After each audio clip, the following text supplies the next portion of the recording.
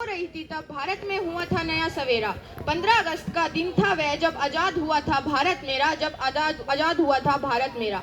आदरणीय प्रधानाचार्य जी, उपस्थित सभी शिक्षकगण एवं प्यारे साथियों, आप सभी को स्वतंत्रता दिवस की हार्दिक शुभकामनाएं। मैं शिवानी तोमर, कक्षा 9वीं की छात्रा, आज स्वतंत्रता दिवस के अवसर पर अपने विचार आप सभी के सामने व्यक्त करने जा रही हूँ।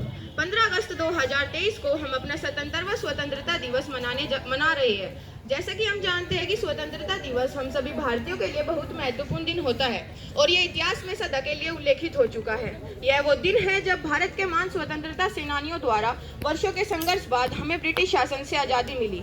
भारत की आज़ादी के पहले के दिन को याद करने के लिए हम हर साल 15 अगस्त को स्वतंत्रता दिवस मनाते हैं और साथ ही साथ अपने शहीद स्वतंत्रता सेनानियों के बलिदानों को याद करते हैं जिन्होंने देश की आज़ादी के लिए अपनी आहुति दी। वैसे तो स्वतंत्रता दिवस के अवसर पर पूरे देश में अवकाश होता है, पर विभिन्न संस्थानों जैसे स्कूल, कॉलेज, दफ्तरों आदि में स्वतंत्रता दिवस के उपलक्ष्य में भव्य कार्यक्रम प्रस्तुत किए जाते हैं। 15 अगस्त के दिन भारत के प्रधानमंत्री लाल किले पर तिरंगा फहराते हैं और शहीद स्वतंत्रता सेनानियों को 21 तोपों की सलामी देते हैं। भारत के प्रधानमंत्री देश के लोगों को अपने भाषण के माध्यम से संबोधित करते हैं, फिर झांकियां निकाली जाती है।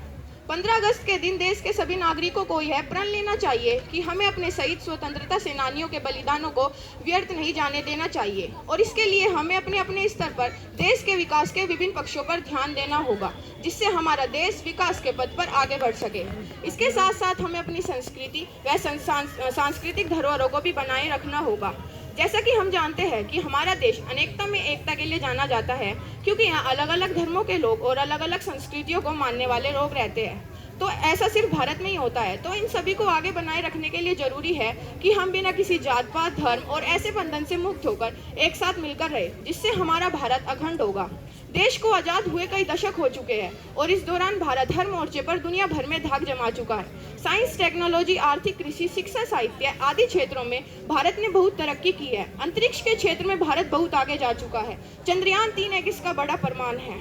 विकास के क्षेत्र में भारत बहुत आगे जा चुका है, इसलिए दुनिया आज भारत को देखती है। लेकिन साथियों, यह भी सच है कि आज़ादी मिलने के इतने वर्षों बाद भी आज भारत अपराध, हिंसा, भ्रष्टाचार, आतंकवाद, गरीबी, बेरोजगारी जैसी समस्याओं से लड़ रहा है।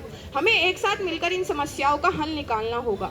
जब तक भारत इन समस्याओं से मुक्ति नहीं पालेगा, तब तक हमारे शहीद स्वतंत्रता सेनानियों का सपना पूरा नहीं होगा। तो हमें एक साथ मिलकर एक श्रेष्ठ और विकसित भारत का निर्माण करना होगा।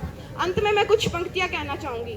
ये बात हवाओं को बताए रखना, रोशनी होगी चिरागों को जलाए रखना।